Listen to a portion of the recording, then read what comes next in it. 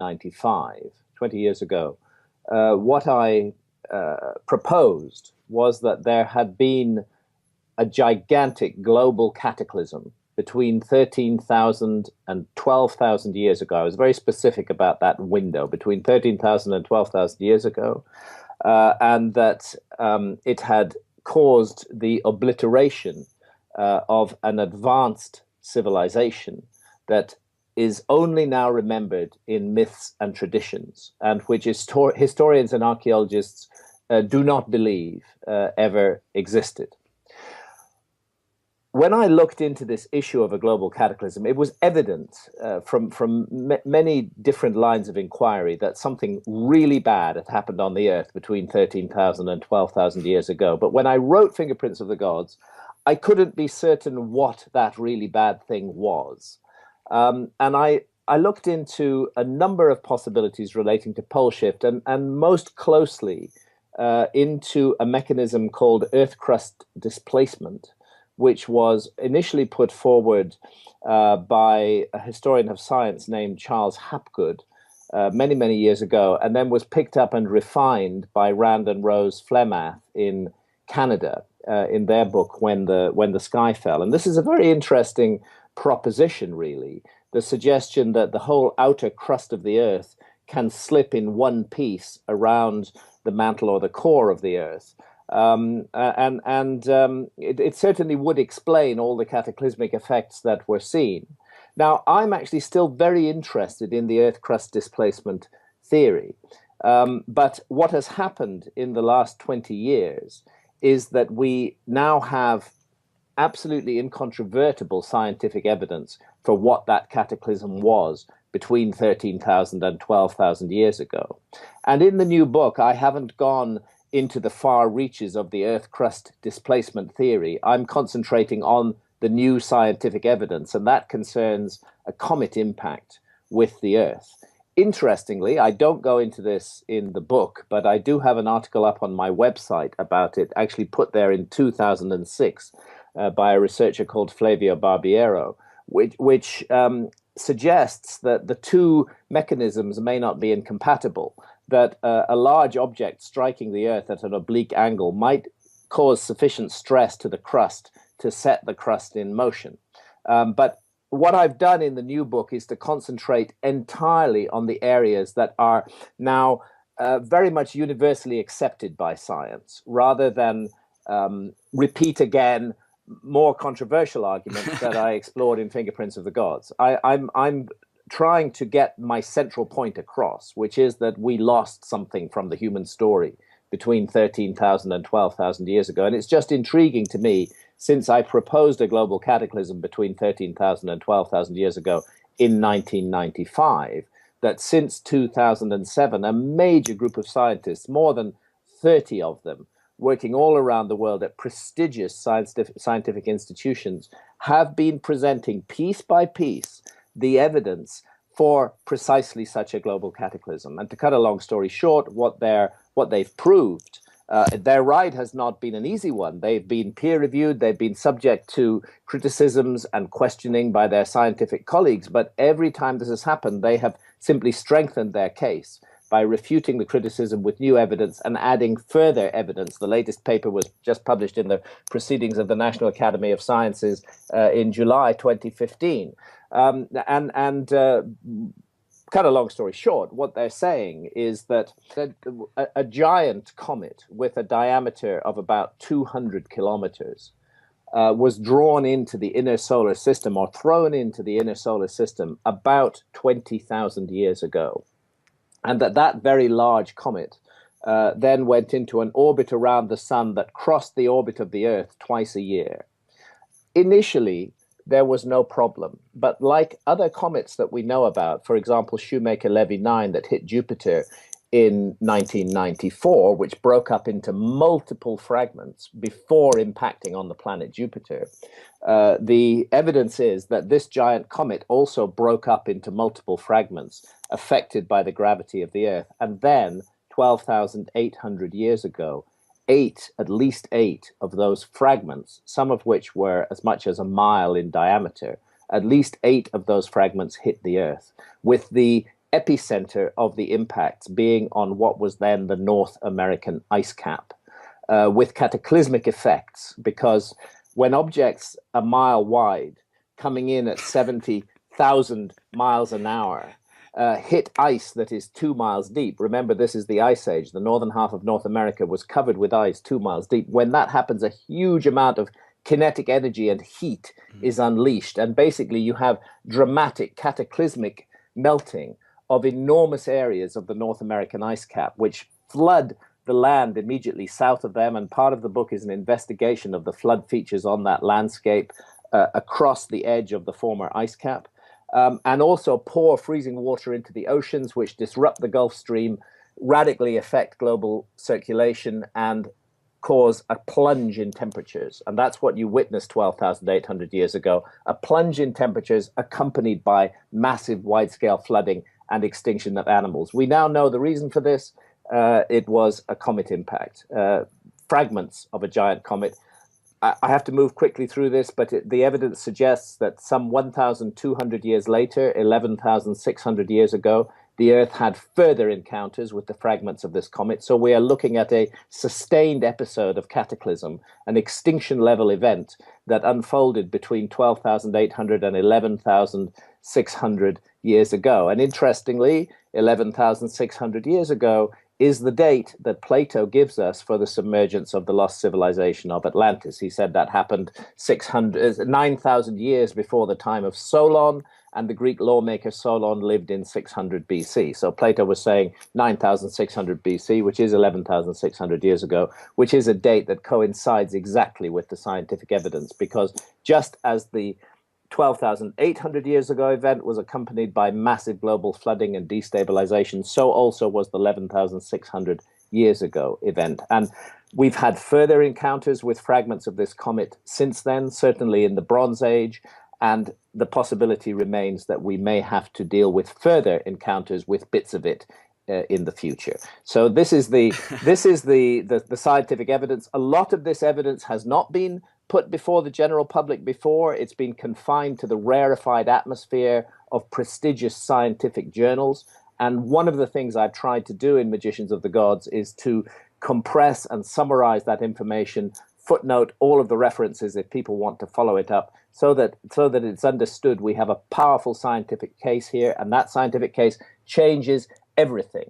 Because, you know, historians and archaeologists have constructed their model of the origins of civilization without taking into account a massive extinction level event that occurred just in the backyard of what we think of as history. It's not their fault. This information is new. It's only been out there since 2007. But historians and archaeologists need now to scramble to take this evidence into account. And that's what I've done in Magicians of the Gods. I've taken the evidence into account, and I've considered its implications for our ideas of the origins of civilization. And the answer is it massively reinforces the case for a lost civilization, especially when combined with the evidence from newly discovered archaeological sites like Göbekli Tepe in Turkey, which is, as you said in the introduction, 11,600 years old. It fits in exactly with that second cataclysm. It's very sophisticated, it's advanced, a megalithic site, much, much larger than Stonehenge, with precise astronomical alignments. It looks to me like the work of the survivors of a lost civilization who went and settled amongst hunter-gatherers and tried to transfer their technology to them, because agriculture starts in the same area of Turkey at the same moment that the megalithic site of Göbekli Tepe is first created and then deliberately buried, not to be found for more than 10,000 years, reopened only in the late 1990s. It is a very mysterious archaeological site in southeastern Turkey, which has completely revolutionized our understanding of history. And that site was not discovered when I wrote Fingerprints of the Gods.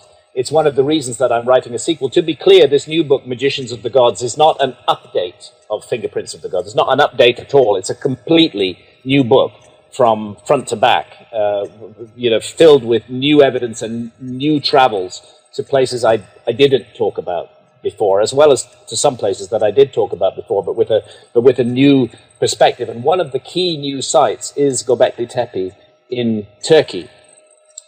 what happened was that in 1996, a German archaeologist called Professor Klaus Schmidt from the German Archaeological Institute came across a site that 20 years earlier had been surveyed and dismissed by a couple of other archaeologists. They dismissed it because there were very fine bits of carved stone sticking out of the ground, and the work was so good that they concluded, they were looking for Stone Age stuff, and they concluded this was Byzantine. It was from the Middle Ages. It wasn't of interest to them. They passed it by. But Klaus Schmidt had had some experiences on sites in Turkey which led him to think again about that, and he went back and took another look at that site and began to excavate it. And what he discovered was a gigantic megalithic complex. It's on the scale of Stonehenge multiplied by 50. It's just a gigantic place. So far, 80 or 90% of it is still under the ground. We know it's there because of ground-penetrating radar. But what they've excavated so far are these circles of gigantic megalithic pillars, with pillars weighing, 20 tons and standing 20, 25 feet tall, with precise astronomical alignments, very, very beautifully put together. Now, here's the thing. The dating of that site is absolutely definite. It's very difficult to date stone monuments, actually. Carbon dating won't do it. Carbon dating only dates organic materials. So when an archaeologist tells you that we've carbon dated a site, what they mean is that they found a bit of bone or a bit of charcoal which is associated with the stone object, and they've deduced that the stone object is of the same age as that piece of organic material, and that may not be the case. What's special about Göbekli Tepe is that whoever made it, whoever mysterious people made it, 10,000 years ago, they deliberately buried it. They covered it in what appears to be a pot-bellied hill. That's what Göbekli Tepe means in the Turkish language.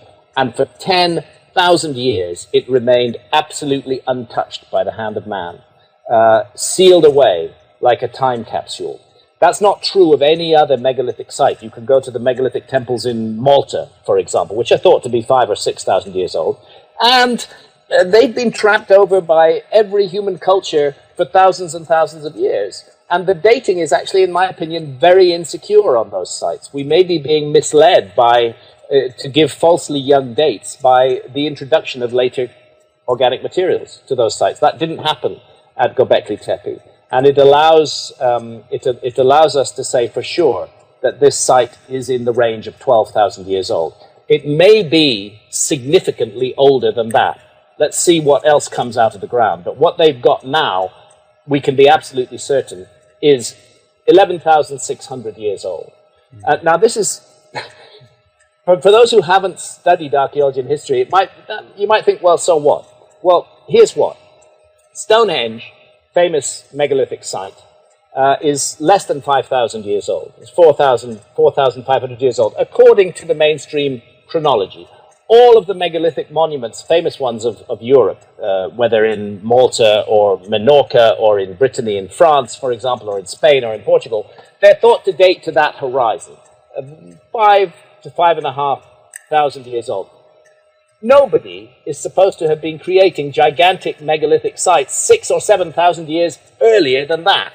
Why? Because our ancestors, 11,600, 12,000 years ago, were what they call Upper Paleolithic hunter-gatherers, Old Stone Age hunter-gatherers. They are not supposed to have had the organization or the social structure that is needed to create a large-scale architectural project. It just doesn't fit in to the pattern of history. Secondly, evidence is now compelling that at the same time that Göbekli Tepe was being made, whoever made it, they also, quote-unquote, invented agriculture. Suddenly, agriculture appears in southeastern Turkey, at the same time that monumental architecture suddenly appears. And to me, the interesting issue is, what is really going on here? Did a bunch of hunter-gatherers wake up one morning and think, we're just going to create this humongous megalithic site with really, really challenging engineering problems, which we've never encountered before, but we're going to do it brilliantly. And by the way, at the same moment, we're going to invent agriculture. Is that realistic, or are we looking at a transfer of technology? Are we looking at the survivors of a lost civilization who, after a great global cataclysm, settled in Göbekli Tepe and used it as a center of innovation to introduce the notion of settled civilization to the tribes that lived in that area at that time. See, even today, we have a global situation where we have advanced technological cultures coexisting with hunter-gatherer cultures. There are people in the Amazon who don't even know, America exists. They've had no contact with technological society at all. And I believe it was the case 10, 20,000 years ago as well, that there was an advanced civilization on this planet, and that there were hunter-gatherers. And the advanced civilization was destroyed. Now, the second thing that is of great importance in the new book, Göbekli Tepe is one of the reasons. There are many other sites now being discovered that don't fit the paradigm. There's an incredible pyramid site in Indonesia called Gunung Padang, which also features prominently in my book. But more important than that, in a way, is that I have now what I didn't have in 1995, and that's a smoking gun. That is the incredible work that's been done in the last 7, 8 years by a large group of scientists. There are more than 28 of them who co-author the papers in journals like the Proceedings of the National Academy of Sciences, or the Journal of Geology, or the monthly notices of the Royal Astronomical Society. And what they've been demonstrating, not without opposition, they have faced opposition from other scientists, but what they've been demonstrating is that our planet was hit by a comet 12,800 years ago. It's taken so long for the evidence for this to come out because there doesn't appear to be an obvious immediate crater. The reason there isn't a crater is the comet broke up into fragments. Some of the fragments were very large, about a mile in diameter, and those large fragments impacted what was then the North American ice cap. North America, roughly from Minneapolis northwards, was covered in ice 2 miles deep. This was the Ice Age. And the impacts were on ice. So the craters were transient. They were formed in 2 mile deep ice. They instantly liquidized that ice. They caused cataclysmic flooding across what are called the channeled scablands of the Columbia Plateau. You can particularly see them in Washington state. And they caused just unbelievable volumes of icy water to be released into the world ocean, disrupting the Gulf Stream when it flew into the Atlantic and the Antarctic Oceans, disrupting the Gulf Stream and changing global climate. Now, geologists have known that something weird happened then. 12,800 years ago is the beginning of a period that geologists call the Younger Dryas.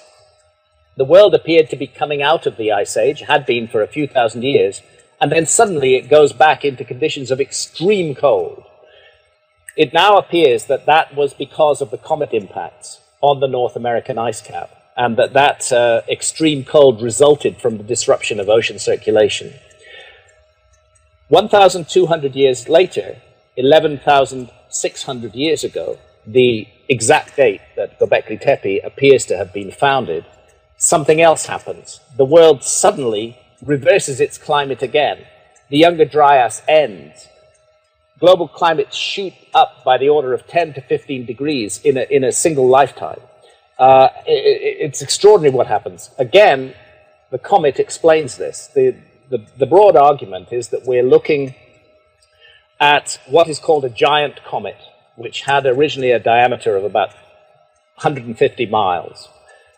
This giant comet broke into fragments.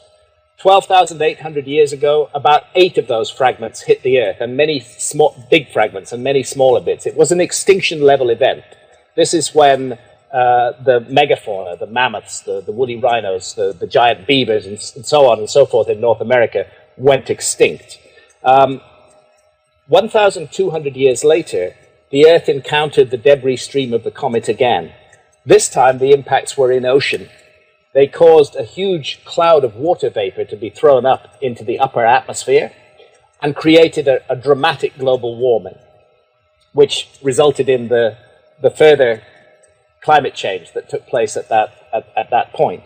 And so we have a period of 1,200 years between 12,800 years ago and 11,600 years ago, when a previously undetected extinction level event on the scale of the event that made the dinosaurs extinct happened. Now, previously, scientists used to think extinction level events, encounters with asteroids and comets on a large size, are very rare. Of course, we encounter meteors all the time, but they're just harmless little firework displays. The big ones, they used to think they happened like every 100 million years. So archaeologists have not been inclined to take them into account in the story of human history. The discovery of this comet impact totally changes all of that. What we're now having to get to grips with is that just yesterday, in historical terms, right at the beginning of the time when the story of civilization that's told to us by historians and archaeologists seems to begin, right then, just before that, there was this incredible punctuation mark, a global cataclysm on an almost unimaginable scale.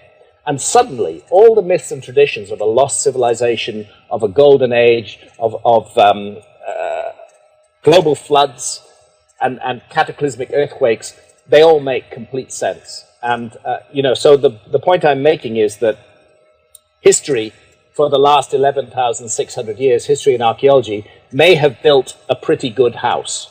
But that house has foundations of sand because they are not taking account of what happened immediately before that. They're not taking account of this extinction level event. So I've written this new book to bring all this evidence, both the archaeological evidence, the mythical evidence, and the evidence concerning the comet, to bring it all together in one place and put it before the general public. And that book's going to be published on the 10th of November 2015 in the United States, a bit earlier in Britain on the 10th of September in Britain, and in Canada on the 3rd of November. But it's all happening in the next few months, and I'm just absolutely nailed to my desk doing the final work on the proofs and the diagrams and the photographs and so on that are going to go in the book. But it's exciting for me to revisit this subject and to do so with completely new evidence, because I took a lot of flack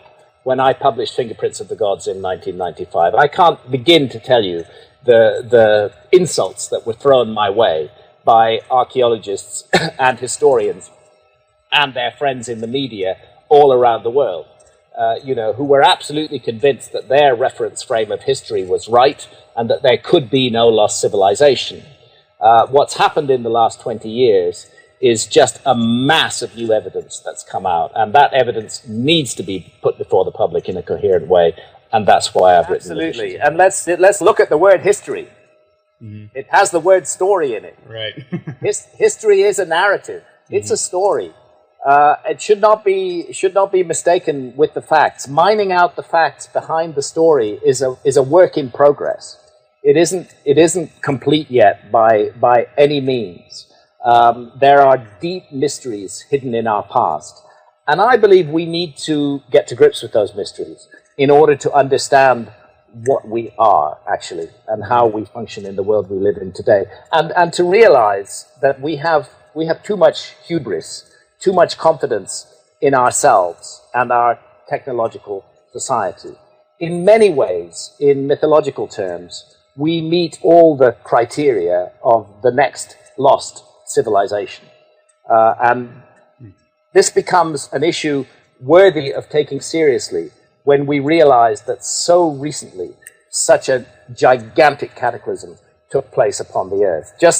I'm not going around the world wearing a sandwich board saying that the end of the world is nigh, but twice a year our planet crosses the debris stream of that fragmented giant comet. We still cross it today. It's called the Taurid meteor stream. And every October, late October, early November, we have what some people call the Halloween fireworks, where you get fantastic meteor showers that come bursting in through our winter skies. Nobody thinks that they're dangerous. They're just pretty things to watch. But the astronomers who've worked on this field are very concerned about the Taurid meteor stream and the possibility that there may still be large fragments of that original giant comet circulating in the stream along with the much smaller ones that are responsible for the meteor showers. It's something I think science needs to take a proper look at. I think science is in denial about this at the moment. Science doesn't like cataclysms. There's a strong tendency in geology to be what they call uniformitarian, to imagine that things as they are now are a good guide to things that how they always were in the past, and that change operates gradually. It may not be so, and in fact the lessons of deep prehistory suggest strongly that it's not so. Don't forget, it took 10 years for the notion that the dinosaurs were made extinct by an asteroid to be accepted. Initially, that notion was dismissed as folly by most of science. But Lewis and Walter Alvarez stuck to their guns, and they kept bringing forth the evidence. And finally, they found the gigantic Chicxulub crater off the Yucatan and proved their case. Is a central point that at the moment we have another unexamined theory or reference frame regarding visionary experiences that human beings have. And that unexamined theory or reference frame is that these visions are just quote unquote hallucinations, just our brain on drugs, if you like, or our brain misfunctioning, somehow manufacturing and producing these weird experiences. But that's only a reference frame. That isn't a fact. That is based on an idea about the role of the brain in consciousness. But another possibility exists, and that is that the brain is more of a transceiver or a receiver of consciousness. And what these powerful substances may be doing is resetting the receiver wavelength of the brain and allowing us to gain access to other levels of reality normally invisible to our senses. So once again, it's a different aspect of my work. I'm very interested in visionary experiences and their role in the origins of human culture. And I wrote a book about that published in 2005 called Supernatural. But what's in common between Supernatural and the new book Magicians of the Gods is that I am challenging an established reference frame. I am saying there are bits and pieces of evidence that do not fit into that reference frame. And if we fail to take them into account, then we're unnecessarily confining ourselves into a narrow tunnel of inquiry, rather than opening out into all the possibilities that await us. Well, we don't understand what consciousness is. I mean, any scientist who says they understand what consciousness is, that they've absolutely got it nailed, is not speaking the truth. Because nobody does understand it. We understand that the brain is connected with consciousness in some way, but exactly the nature of that connection remains to be revealed. I mean, we have this few pounds of sort of unpleasant jelly inside the bony container of our skulls. And certainly our skulls and that unpleasant jelly are material things. They're objects. You can weigh them, you can measure them, you can assay them. They're physical objects. So how those physical objects, that physical object that we call our brain, how it allows us, where are we? Are we some little homunculus in the back of our head watching a picture being projected through our eyes? Allows us to have experiences which include intangible issues like love, our reaction to a beautiful sunset or a symphony, how that physical object transmutes this into conscious experience is utterly unknown at the moment. It's a huge mystery, and it's a mystery that touches upon the nature of reality itself and what it is that we're living in. How do we know that this is real, or that this is the only real? This is the mistake, I think, that another branch of mainstream science, in this case not historians and archaeologists, but material scientists who seek to reduce everything to a material substrate. This is where I think they're missing a trick, actually. Materialist science relating to consciousness simply says that our consciousness is an accidental byproduct of brain activity, that it's a kind of illusion. And there's nothing real to it. It's just... We needed these big brains in order to compete effectively in the Darwinian jungle. Yeah. But and as an accidental byproduct of evolving these big brains, we got this thing that we call consciousness that we don't understand. And there's nothing more to it than that. That's the view of materialist science. You know, it can all be reduced to matter. And that's why I use the telescope analogy. Because yes, physical changes do take place inside the brain when we're having visionary experiences. But can those experiences be reduced to the physical changes inside the brain? I'm not sure. Same with a telescope. When we look at a star, we have to focus the telescope. When we focus the telescope, physical changes take place inside the barrel of the telescope. The star comes into view. But we'd be wrong to say that the star is just the physical changes inside the barrel of the telescope. And I think it's the same kind of mistake that we're making about the brain. We need to not be so addicted to our reference frames. We need to be open to contrary evidence and explore it and see where it leads us and see where it goes. And that's what I try to do in my books as a researcher. In the Amazon are not unconnected from the outside world. They know what's going on in the outside world. They have the internet in Iquitos, which is a city in the heart of the Amazon, and they don't like what they see. They don't like this looming aura of disaster and horror that is constantly being spread by those who run the world. They don't like that at all, and they see a problem, and the problem they see with this huge industrial technological complex that we call the West, but that of course includes Japan and China and all rapidly industrializing and technologically based societies. The problem they see is that these societies have indeed severed their connection with spirit, that we've come to regard spirit, that aspect of ourselves that can't be weighed and measured and counted, we've come to regard that as an illusion because we reduce everything to matter. And this is the biggest mistake that a society could possibly make. We do need to reconnect with spirit. And my view, this is not said by the shamans, but my view is that the three mainstream monotheistic faiths, Christianity, Judaism, and Islam, are no longer fit for purpose. They are part of the problem in the world today, rather than part of the solution. We need to go back to a more ancient form of spirituality, but using our modern techniques and tools. I'm not a Luddite. I'm not saying we should abandon modern technological advance. I'm saying we should mitigate it with a willingness to embrace spirit. And shamanism provides an excellent model for that, because that's about direct contact with the realms beyond. And I think what we need to do in the West is to develop redevelop, because we've lost our shamanistic roots. We need to redevelop learning, for example, from the peoples of the Amazon or the peoples of the Kalahari Desert. We need to develop our own form of shamanism that works in a highly complex technological urban setting. Now we have the shamans of the Amazon who are traveling to the West, bringing the medicine ayahuasca, the vine of souls, this powerful visionary brew, extraordinary visionary brew, which I wrote about at length in my book, Supernatural. I've talked about quite a bit. They are bringing ayahuasca to the West, to the technological societies, because they feel we desperately need it, and that actually this may be the only way to save the world from the hunger, the rapaciousness, the cruelty, the absolute lack of ethics and morals of technological societies, which is this short-term pursuit of immediate profits, which are literally bringing our societies to the edge of collapse for no useful gain. That all of this mindset needs to be changed. This state of consciousness that is dominating the West at the moment needs to be changed. Shamans know that, and they are convinced that ayahuasca is the way to do it. And that's why you can drink ayahuasca in any major industrial technological city in the world today. It's there. It's come out from the jungle. It's been brought out by shamans as an urgent remedy for the sickness of the technological societies. It's extraordinary. It's one of the mysteries of ayahuasca. It's why more cross-cultural research needs to be done, because there are certain aspects of the ayahuasca experience that crop up again and again all over the world, regardless of the setting, whether it's a big city or the middle of a jungle, whether the people have compared notes or not, whether they knew anything about ayahuasca before they drank it or not. All of this has been done, and there are these astonishing transpersonal connections, as though all of us are peering into the same, usually invisible, parallel realm.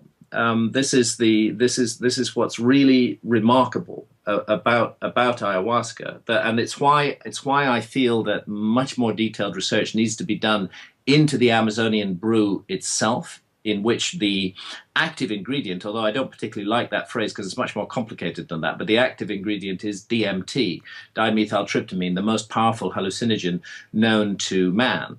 Well, we also have research work that's been done with pure DMT in human volunteers by, for example, Rick Strassman at the University of New Mexico. And I think that we have an amazing tool here for the investigation of the mystery of human consciousness. And we are failing to use it at the moment for purely ideological reasons, to do with that absurd evil and malicious project called the war on drugs, which is really a war on people and a war on consciousness. We have to set these ideologies behind us and pursue the healing potential of the psychedelics and beyond that.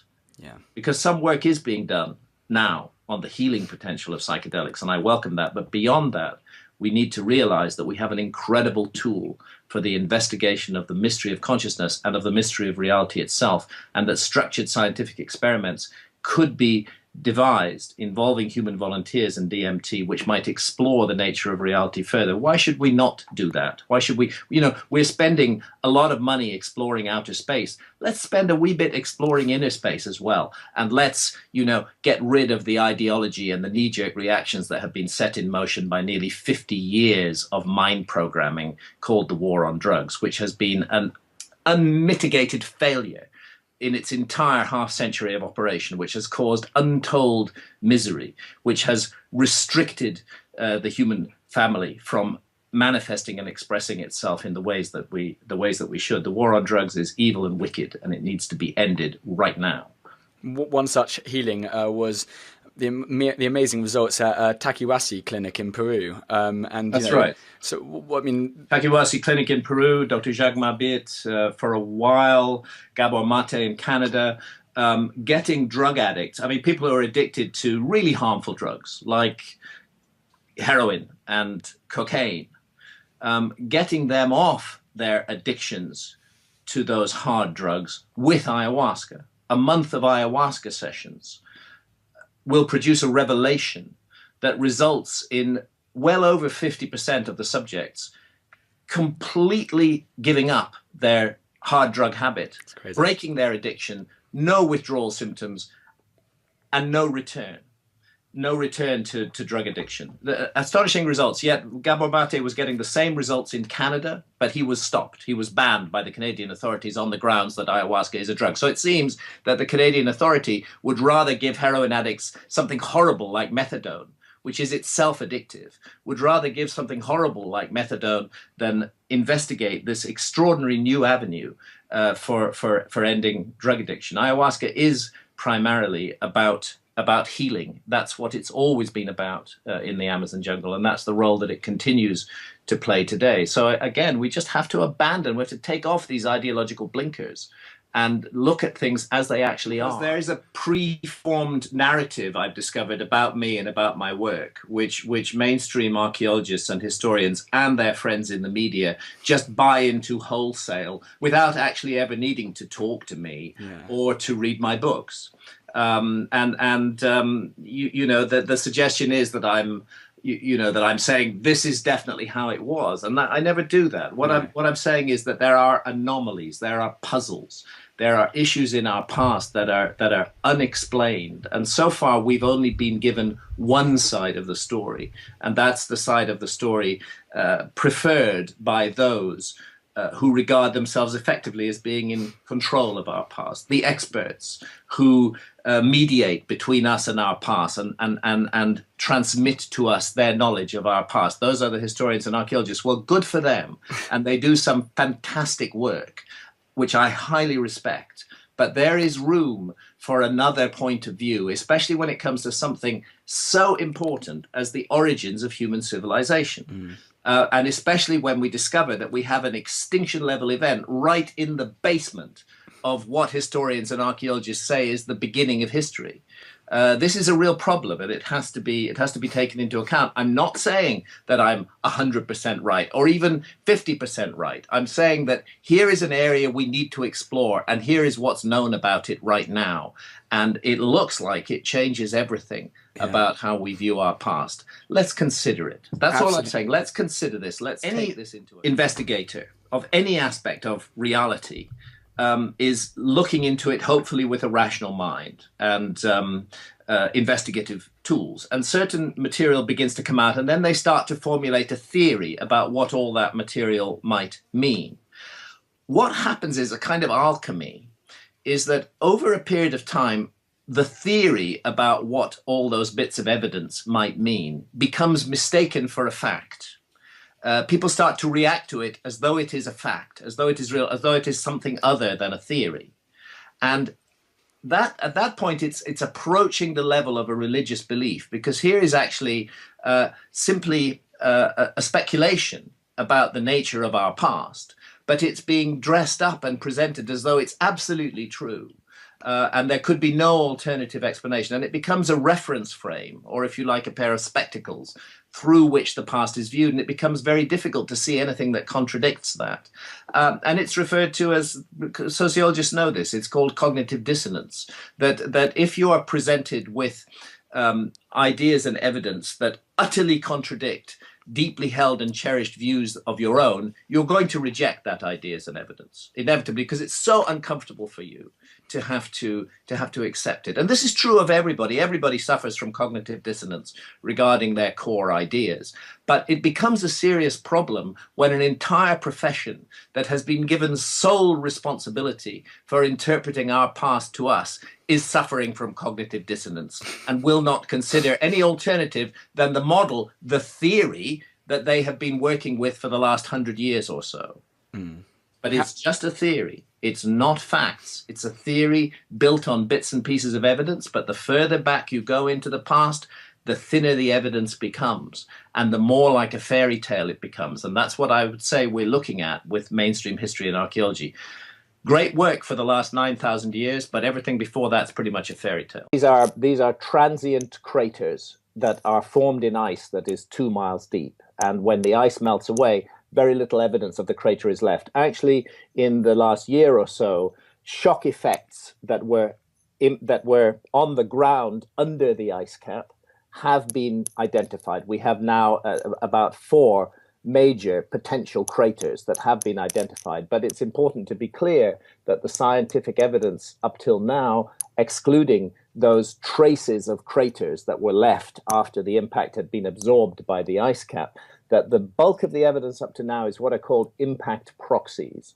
Again, you have to consider the tremendous heat and kinetic energy of these objects coming in and hitting the Earth. And when they do, they create very definite, very recognizable side effects. Those include nanodiamonds, diamonds that can only be seen under a microscope, formed in the shock and heat, melt glass, which is virtually identical to the melt glass that you get in nuclear explosions, evidence of temperatures in excess of 2,200 degrees centigrade, that's beyond the boiling point of quartz, carbon spherules. There are very specific proxies of a cosmic impact, and they are distributed across more than 50 million square miles of the Earth's surface.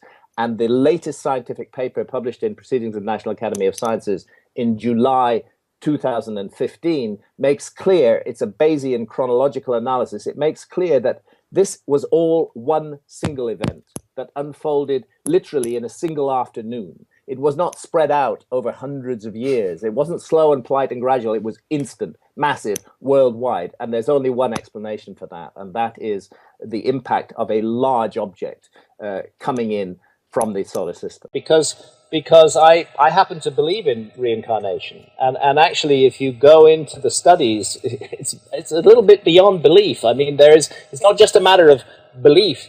There is powerful evidence that reincarnation occurs. So, you know what happens? Mysterious reality has come up with something that's a much better trick than transhumanism.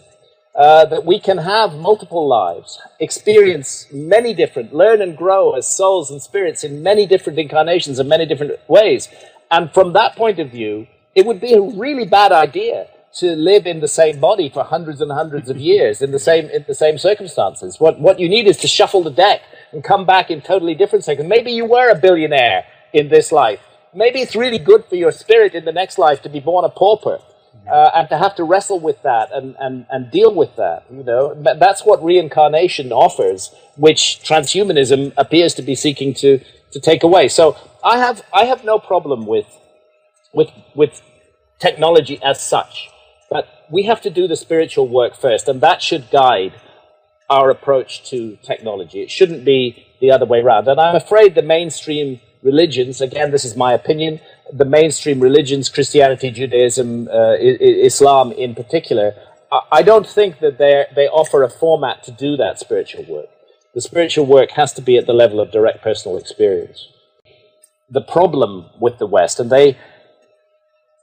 they're very aware of the problem. You shouldn't imagine that people living in the Amazon jungle are out of touch with what's happening in the world. They're not. They know what's going on in the world. And their diagnosis, their analysis is that the fundamental problem with Western technological society, which includes societies in the East like Korea and Japan, let's just call it technological society, that the fundamental problem with technological societies is that they have severed their connection with spirit, that we have immersed ourselves too deeply in materialism, both in terms of the way we live our lives, that we define ourselves in terms of production and consumption, but also in terms of the basic philosophy, that there is nothing else to reality except the material realm, that there is no spiritual dimension to life. This is a very strong view amongst intellectuals in technological societies, that there is no such thing as a spirit. From the shamanic perspective, this is a very dangerous view, and it explains why so much harm and damage is being done around the world by technological societies. And that's why what I call a kind of reverse missionary activity is underway. And it's why shamans from the heart of the Amazon are willing to even take risks with the law and to come to Western countries and to offer ceremony and to train up Westerners with ayahuasca, because they know that ayahuasca can give you such a powerful kick up the ass that it will make you think again about everything. Always used with the right intent. That's very, very important issue in this. But if it's used with the right intent, in the right way, with experienced hands, responsibly, with love, with care, it can completely change one's outlook on life. And that's why I've often said, I've said it about materialist scientists, and I say it about politicians too. If I had the power to implement this, I would say that anyone running for presidential office, anyone running to be prime minister of a country, fine, run for it. But first, a dozen ayahuasca sessions. Have those sessions, then run. That is the threshold obligation that you must meet in order to run for power. I suspect quite a lot of them actually wouldn't want to run for power anymore. Right. And those who do, I think many of them would operate in different ways. And that's what shamans feel. And that's why fundamentally what we need in technological societies is that huge kick up the ass. We got to stop being so complacent. We got to stop feeling that all the answers to all the problems come from technology. This is why I have a problem with transhumanism. The idea that we're going to manipulate the human genome, that we're going to introduce all kinds of technological solutions which will make human beings live for hundreds of years and do so in a healthy physical form. That all sounds very desirable, and it may be. But unless we solve the spiritual problems first, unless we address our spiritual darkness, unless we address the dearth of real spiritual connection in Western society, it's a waste of time to do any of that. We're putting the cart before the horse. Yeah, technology is great. Yes, we can use it for wonderful things. But if we haven't got our heads straight first, then the outcome will not be wonderful, in my view. So I would say transhumanism is being used as yet another reason to ignore the spiritual dimension of life and to concentrate entirely on physical enhancements. And those physical enhancements, in my view, are a waste of time if they are not accompanied by spiritual enhancement as well. And I happen to believe, from my own experiences, from deep research into the subject, from my connections with many, many people around the globe who've worked with ayahuasca, that ayahuasca, used right, used responsibly, can do that. Very interesting to me, though, what's happening in America at the moment, because, at one level, the United States is the heart of the power structure. It's the heart of the Western technological power structure that dominates the world. But at the other level, at the level of individual Americans, something very different is happening. I sense a huge awakening in America taking place, and this may be regarded by some as a trivial example, but I regard it as a very important example, which is state by state, marijuana is being decriminalized. It's being made legal. We've had 40 plus years of propaganda from the war on drugs. We've been beaten about the head, lied to. Millions of people have had their lives ruined, have been sent to prison. What for smoking cannabis? utterly absurd. And America has driven this process, this so-called war on drugs, all around the world. So it's very pleasant for me as an observer to see that it is Americans, individual Americans, state by state, who are winding that in and who are refusing to allow that shit to go on any longer. Mm-hmm. You know, I was just very recently in Colorado, and I really value and appreciate what's happening there. Adults are actually being treated as adults. If we choose to smoke or imbibe cannabis in some other way, that's our free choice. There's no policeman going to come and break down our door and ruin our reputation and send us to prison for so doing. And it's not only Colorado, it's Oregon, it's Washington State, it's Alaska, it's medical marijuana being legal in, I think, more than 23 states now.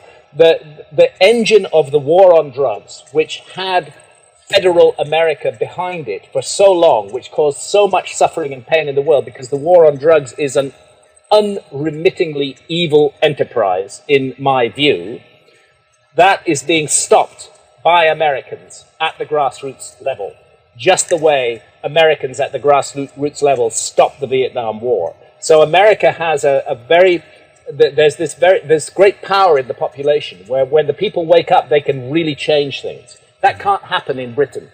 You can't imagine, you know, Yorkshire or Northumberland deciding to legalize cannabis. It would never happen, but it does happen in America, and it's setting an example to the rest of the world. Right. But Cortez, from his childhood, believed himself to have been inspired by St. Peter and had frequent encounters with the entity that he construed to be St. Peter in the realm of dreams. He was reportedly saved from a fatal childhood illness by the intervention of St. Peter, and ever afterwards St. Peter was his patron saint. Likewise, Moctezuma, we know from the historical annals, felt himself to be in regular contact with Hummingbird, the god of war, and that contact was absolutely facilitated by eating what they called the flesh of the gods, Teonanactyl, the psilocybin mushrooms, that he would enter a trance state, and in that trance state he would encounter this entity who gave him incredibly bad advice and always wanted him to conduct more murders, to feed him the souls of more sacrificial victims. There's a definite historical basis to both of these types of encounters, but the construal that I put on them is my own, of course. Right, as well as the idea that he was the return of Quetzalcoatl. Well, now there's something really strange. You see, there was a prophecy of the return of Quetzalcoatl. To summarize it briefly, there was in Mexico a classic battle between good and evil that was remembered as having unfolded in the distant past. There had been a deity, a deity in human form, who they called Quetzalcoatl. The Maya called him Gukumats. It means the feathered serpent, the plumed serpent. He had been a god of peace. He forbade human sacrifice. He enjoined people to sacrifice only fruits and flowers, never to take a human life, and ushered in what is remembered as a golden age and a reign of peace. But then there came a conspiracy of evil against him. Demonic entities, Hummingbird, amongst them, who sought the overthrow of Quetzalcoatl, and who succeeded, and who drove him out of Mexico. And he is said to have sailed from the coast of the Gulf of Mexico at a place called Coatzacoalcos, which means the serpent sanctuary. He's said to have sailed from there on a raft made of serpents. It's very peculiar. But as he went, he promised that one day he would return. And when he did so, he would come back with others, and they would be in boats that moved by themselves without paddles, and that they would return to Mexico and they would overthrow the rule of evil and bring back the rule of peace, and that this would happen at a particular date in the Mexican calendar, which was the year 1 Reed. They called it the year 1 Reed. They had year names, and this was to be the year 1 Reed. And it's a very bizarre thing that the exact moment that Cortez landed in Mexico, 1519, was the beginning of the Aztec year 1 Reed.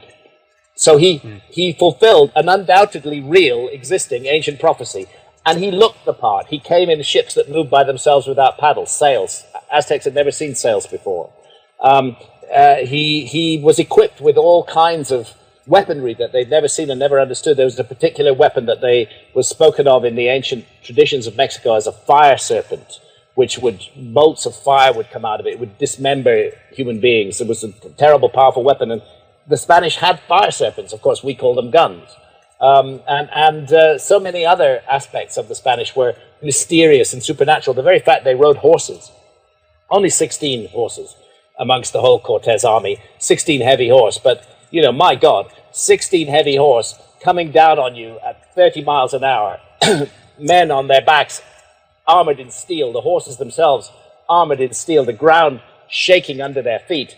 There were very few indigenous Central American armies that could bear that sight. They felt they were confronting gods, this terrible supernatural beings. For quite a while, they really weren't clear that this was men mounted on the back of animals. They thought they were dealing with some kind of hybrid entity. Eventually, that myth was punctured, but that was their first notion. So they were, hugely at a psychological disadvantage. It really looked like the fulfillment of prophecy, and Cortes cynically, calculatedly took advantage of that. That was, Cortes was a Machiavellian player. His principle was anything that works. If I can use something that'll work for me, I will use it. And he saw that he could use that, and he cleverly did use it. It's not that he ever pretended to be a god, but he allowed that superstition amongst the Aztecs to grow to massive levels, so that Moctezuma, the first time Cortes and